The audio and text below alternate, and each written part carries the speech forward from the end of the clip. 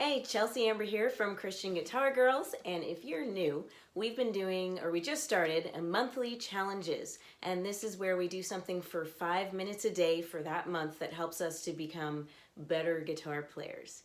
And I want to thank everyone who posted and used that hashtag CGG challenge. It was really exciting to see everybody's contributions and how they were showing up and doing the work to become better guitar players. So this month, the challenge is actually going to build on last month. Last month we started off super easy. It was just play for 5 minutes a day, anything you want, any song, whatever it is. If you have worship practice that day, then you know you're covered.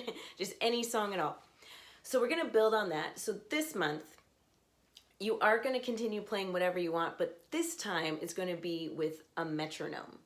Now, why would we want to practice with a metronome? I'm sure you can guess why, but just in case you're wondering, you know, a lot of guitar players, I'd say most guitar players, don't have great timing, and they don't realize that they don't have great timing. And I am an example of this. A couple years ago, I put out a cover on my other YouTube channel for Glorious Day, and I practiced and practiced, and I did practice to the metronome, but I didn't practice enough to the metronome. And so we went to record and film, and so we did the whole thing. And then after everything was all said and done, I looked back at the footage and realized that my timing was terrible. So I had to go back and practice for another week just to nail down, just to get the timing a little bit more precise. And I was discouraged and frustrated, but I overcame.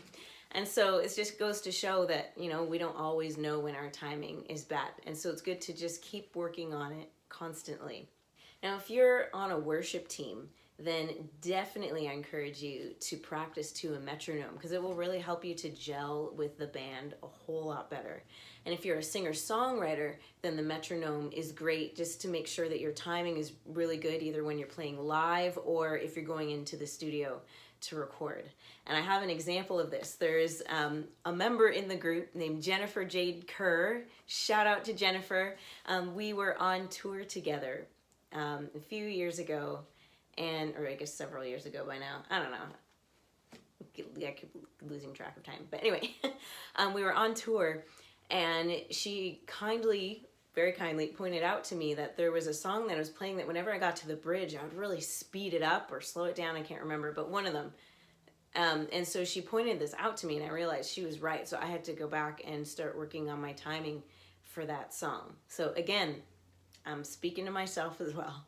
Now, if you're new to music and terms like time signature, note value, quarter note, if those are all new to you, then definitely check out the last video. I'll put a link up here in the corner, and that is a lesson to walk you through the whole background, not the whole background, but the beginner background of music theory behind timing and rhythm. And if you already know what those mean, then you have a solid foundation to work from, and we can move on to the practical application, which is playing to a metronome.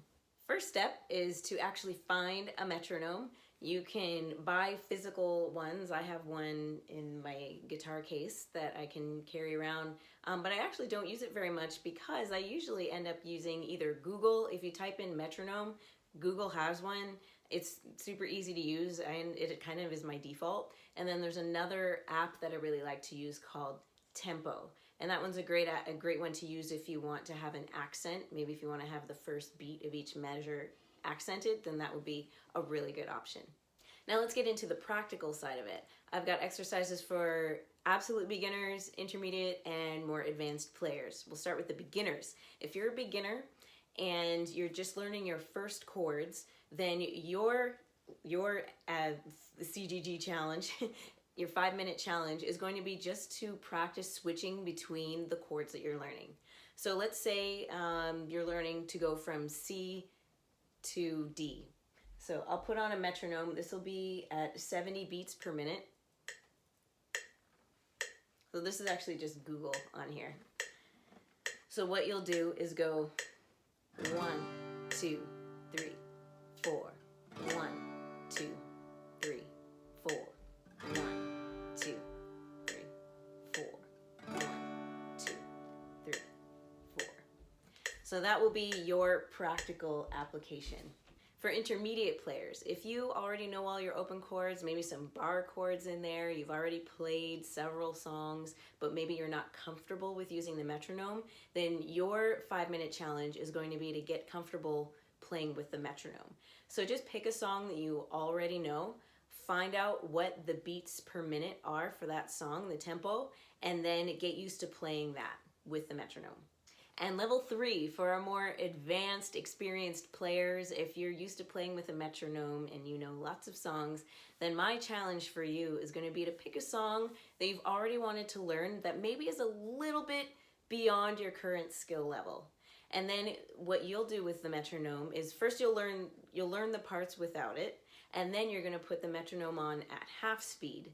Because if it's a little bit more than your skill level, then it's probably going to be hard to jump in right at full speed. So you can put it on half speed, get it down really smooth, really clean at half speed, and then you can slowly speed the metronome up by 5 or 10 beats per minute until you get to full speed. And you can just work on that for a few minutes a day, just 5 minutes a day, or more if you're getting really into it and you want to just keep going. And my word of encouragement for the people that are starting new songs with this challenge, don't be discouraged if you find that it takes you a long time to learn. Honestly, I've been working on the same 2 songs for the last 2 months. So it's normal to take time before you're able to speed up to full speed. Now, of course, as with last month, you can post a comment, a photo, or a video in our group with the hashtag CGG challenge so that we can cheer you on and you can show us what you've been working on. And if you decide to post your challenge on Instagram, then you can tag us at Christian Guitar Girls. Lastly, make sure to like and subscribe, and if you're a female guitar player who would like to join us in the private Facebook group, then I'll leave a link in the video description for you so that you can join us. Happy strumming!